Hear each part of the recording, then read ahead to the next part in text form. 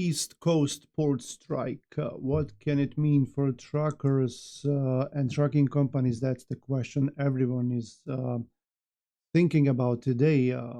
Today is Monday, and if they don't reach a deal today with the unions, the people at East Coast ports and at Gulf Coast ports will go to strike. And who knows, maybe the rest of the ports of the West Coast will follow. We'll see about that.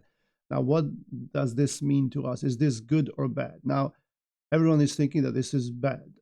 In the short term, definitely, I think it's a bad thing. But in the long term, maybe it's not that bad. The problem is we already have these low rates, and with this domino factor, a lot of things are going to be happening, and most people can't even forecast like what's actually going to happen. But this is what I think. Let's mention first that they're telling us that on average it takes 1 week to clear out 1 day of a port closure. So if there's a 1 day, just 1 day, and it's probably going to be way more than that, maybe a week or two, who knows? It will take a long time to catch up. Now, we all know what happened during COVID. Everyone was panicking, and we did see in the first month or two when the COVID started, it reflected on the trucking industry. I remember we all went home, started working from home. It was very slow. No one was working. The loads were not there. They were not paying well. But then after a while, people started demanding their stuff. So then it took off. And then we had that year or two of really good pay. So maybe it could happen in this case as well. Uh, First thing that's going to happen is that a lot of trucks are going to be sitting. And most of these trucks are doing containers only, the dredge, and they're used to that. They know how to do that. They have the contracts or the work. So for them, that's their thing, kind of like what we do here over the road. And we are really like, if you throw us in a local market or ports or containers, then we're going to be lost, right? We don't have any contacts, any customers. We don't know a lot of things because we don't do it. Same thing with these guys. They know containers. They know how that works. Now, uh, some of them might switch to over the road until this is uh, finished. But the thing is, they don't have trailers. They're mostly drop and hook, right? So they don't have their own trailers. They will have to look for a trailer. Are they going to find a trailer? Are they going to rent it? Are they going to do power only? Do they even have contacts? Do they have brokers that they work with?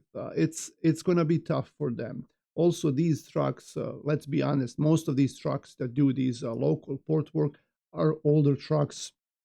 Some of them are day cab, but they're older trucks, and there's a reason why they stay there because it's tough to send them away from home because of the maintenance issues, right?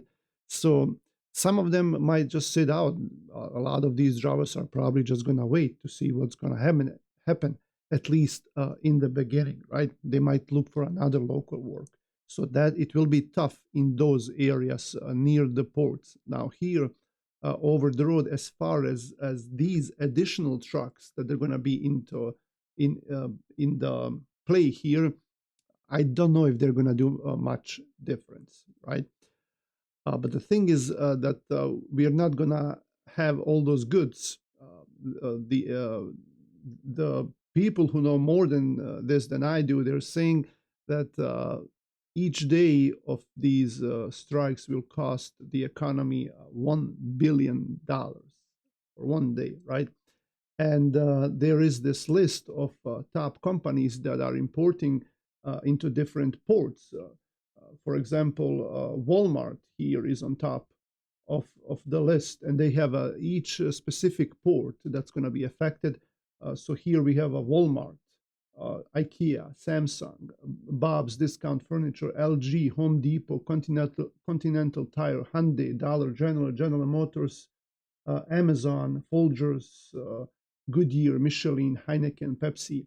A lot of these big companies are going to be affected, right? And people are not going to be getting their things here. And we might see a demand later on once all these warehouses that have been full for a while, because when the COVID started, remember everyone was telling us, hey, there is no more demand, everything is full. Now we have all these trucks on the road, right? That we don't have freight for them. So now, once everything gets empty, and if this port strike continues for a longer time, there's going to be a big demand for all these things. And remember, like we said, like one day of strike means 1 week of a backup. So in the long run, maybe we'll see more loads. Maybe we'll see all these companies needing their stuff sooner, right? And hopefully they're gonna pay us in that case. So let's see what happens. Let's see if tomorrow they actually go to the strike, and maybe this week we'll see even worse prices, because today I'm looking at flatbeds. Most of these loads are paying less than $2 a mile for a flatbed, even for shorter loads, which is ridiculous. The shorter loads used to pay like $3 to $4 per mile, especially down in the south, in the southeast, where this is the hottest area right now for flatbeds, but they're not paying. So hopefully after this week, if the strike continues, maybe we will see more demand, more freight, and bigger prices for us. Another thing I want to mention, what I read here in this article on CNBC, they're saying the president could prevent them from striking. But Biden said, like, the Taft-Hartley Act passed in 1947, they have never used that.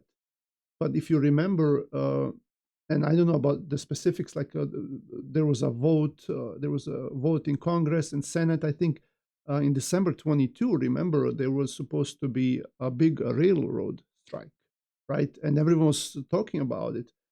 But they actually, Biden administration, they actually stepped in and they prevented them from striking, right?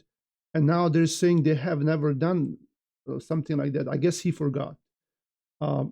But either way, we'll see what this does to the trucking industry. It's very stressing, because we don't know. We already have low prices, and everyone can predict whatever they want. Even me, myself, I can talk about this, but we don't know what's going to happen. So I'm hoping, if it goes bad for a while, maybe down the road we will see better prices, because there will be a bigger demand. Thanks for watching. Let me know what you think. I'll see you guys around.